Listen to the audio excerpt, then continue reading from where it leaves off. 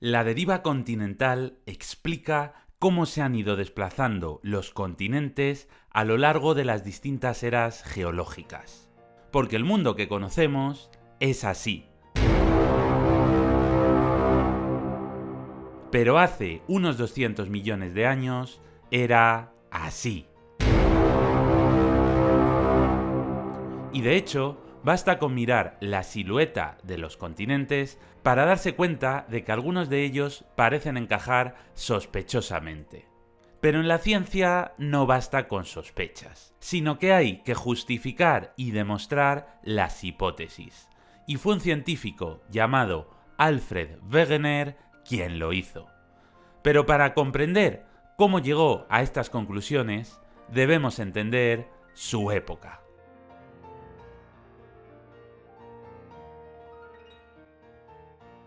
Wegener se doctoró en 1905.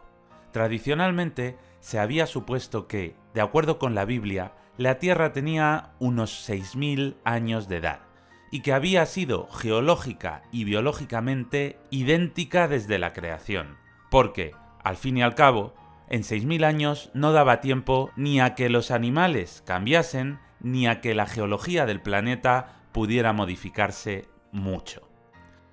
Pero ya James Hutton había propuesto a finales del siglo XVIII el ciclo de las rocas, y para que el ciclo pudiera funcionar, la Tierra debía tener al menos centenares de millones de años.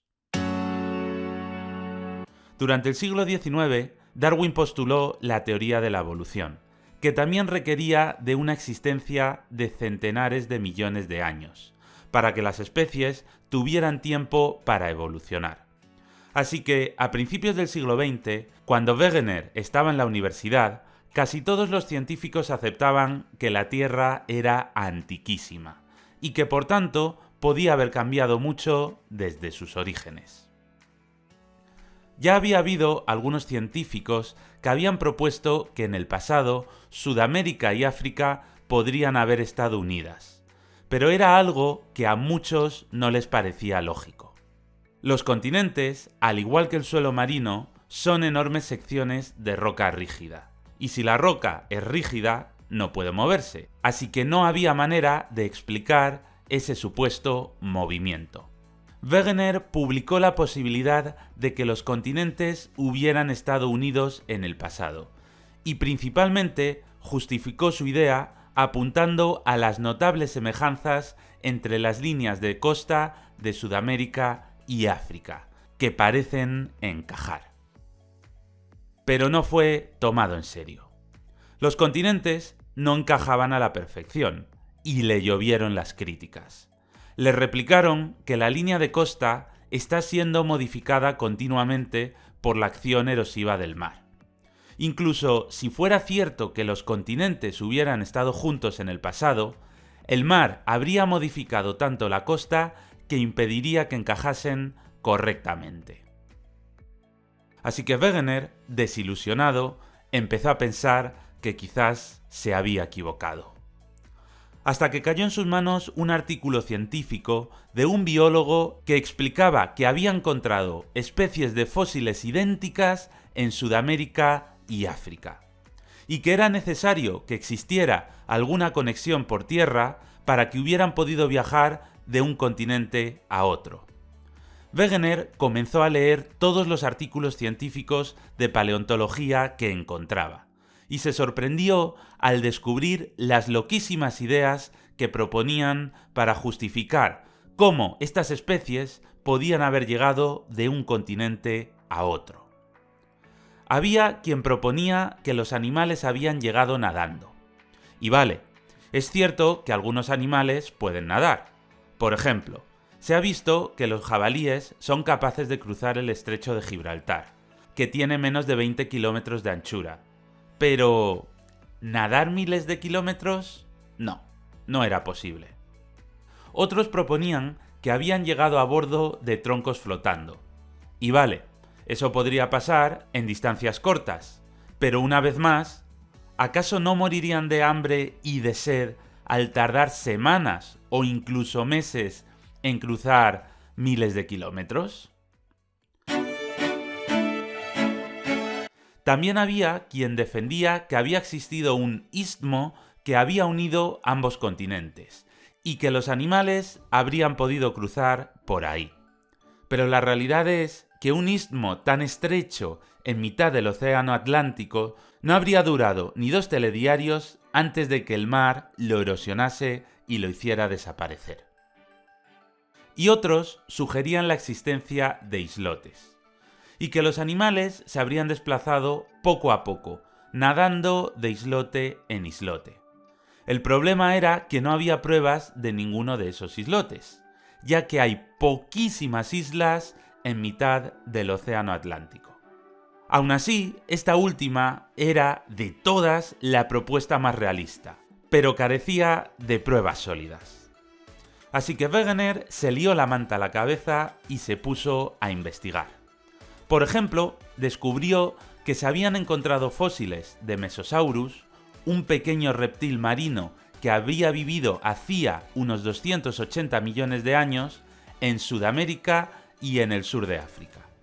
Era un animal marino, sí, y existía la posibilidad de que hubiera llegado nadando de un continente a otro.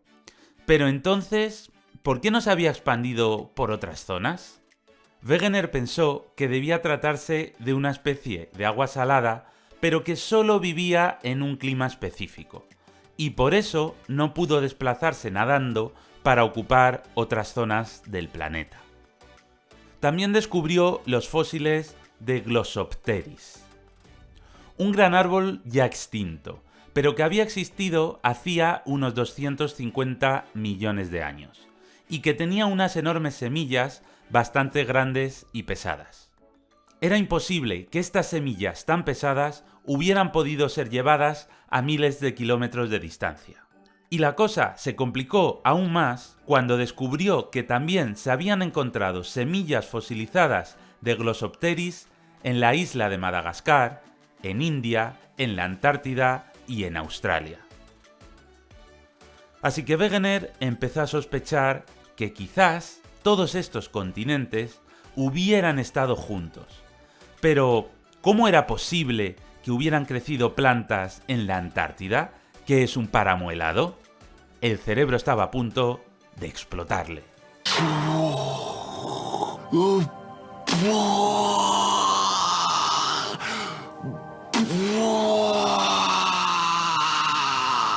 Siguió investigando y también leyó que los fósiles de Cynogatus, unos grandes animales terrestres que habían vivido hace unos 240 millones de años, también habían sido descubiertos en Sudamérica y África.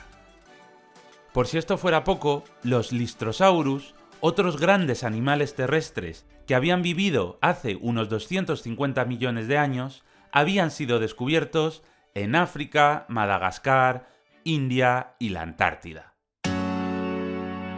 Las evidencias mostraban claramente que hacía unos 250 millones de años, Sudamérica, África, Madagascar, India, Australia y la Antártida debían estar unidas, porque todas estas especies eran incapaces de cruzar los océanos.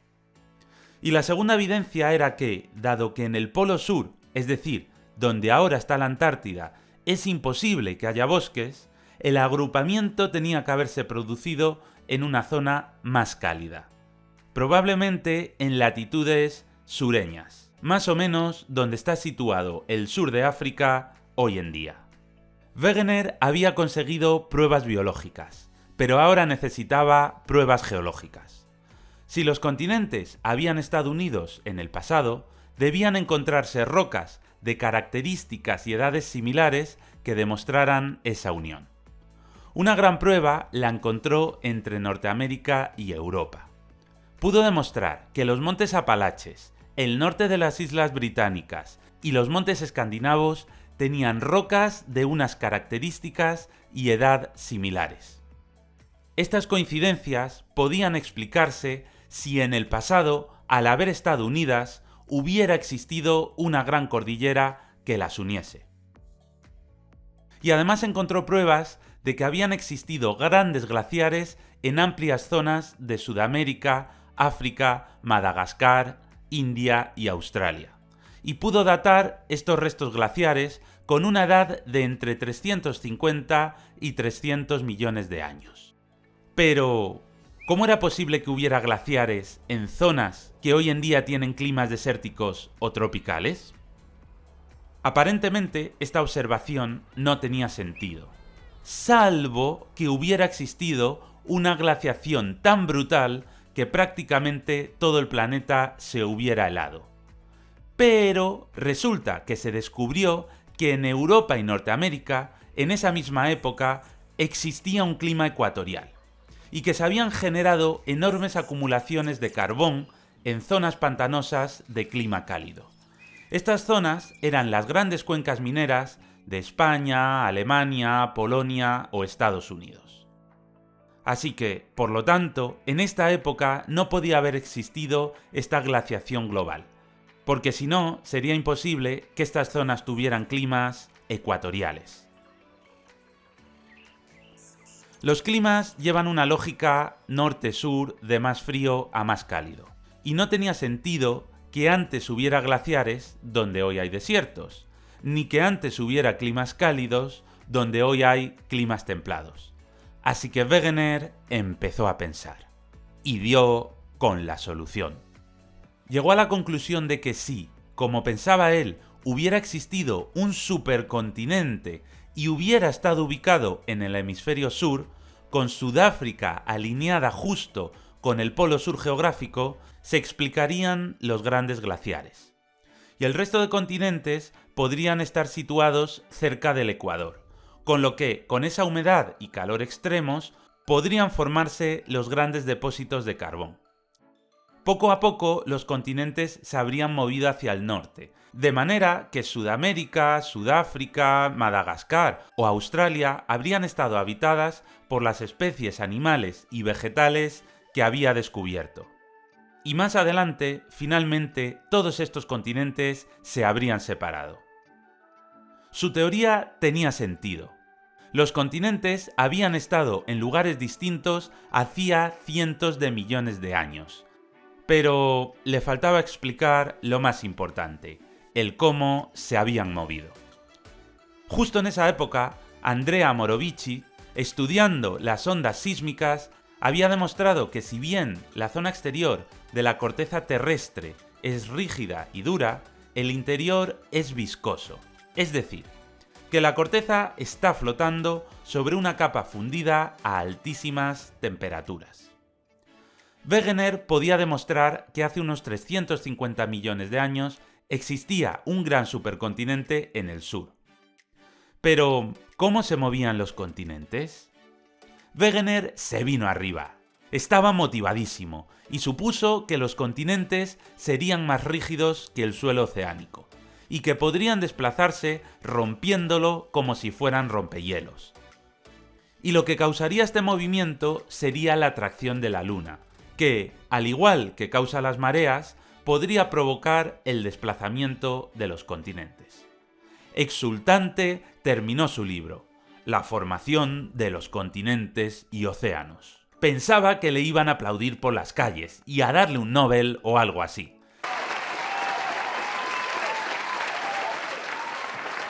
En 1924 su libro se tradujo al inglés, al ruso y al español.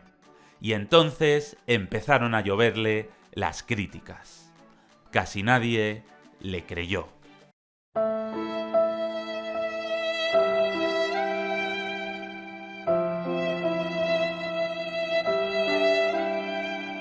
Lo cierto es que Wegener tenía razón en su observación. La deriva continental era cierta, pero no era capaz de explicar su origen. Ni la Luna tenía fuerza suficiente para causarla, ni los continentes se desplazaban rompiendo el suelo oceánico. En 1930 organizó una expedición a Groenlandia, en la que buscaba nuevas pruebas para demostrar la deriva continental. En noviembre, en pleno invierno, bajo unas durísimas condiciones climáticas, empezaron a sufrir falta de suministros. Wegener y otro colega salieron a por más comida, pero nunca volvieron. Murieron en mitad de una tremenda tormenta polar. Tras una vida dedicada a demostrar el movimiento de los continentes, Wegener murió olvidado y despreciado por la inmensa mayoría de los científicos, que no se tomaron en serio su trabajo. Su obra cayó durante más de 20 años en el olvido. Su mayor problema era que no podía explicar por qué se producía la deriva continental. Pero de manera paralela, otros geólogos, como Andrea Morovici, Benno Gutenberg o Inge Lehmann, estaban descubriendo cómo era la estructura interna de la Tierra, que en realidad es una esfera de magma ardiente. No sería hasta la década de 1960 cuando otros geólogos consiguieron explicar la deriva continental al entender los movimientos internos de la Tierra. Había nacido la tectónica de placas, y Wegener pudo recuperar su lugar en la historia de la geología. Para conocer la tectónica de placas, te interesa ver el siguiente vídeo. Si eres alumno de bachillerato y quieres ver más vídeos de geografía e historia, te recomiendo que te suscribas al canal. Y si eres docente, también, porque tienes perlitas para que vean tus alumnos. Y si estás estudiando para ser docente, te recomiendo que te veas la playlist enfocada a las oposiciones de geografía e historia. Si te ha sido útil, dale un buen like y comenta. Y pásaselo a quienes creas que puede interesarle. Muchas gracias y un saludo.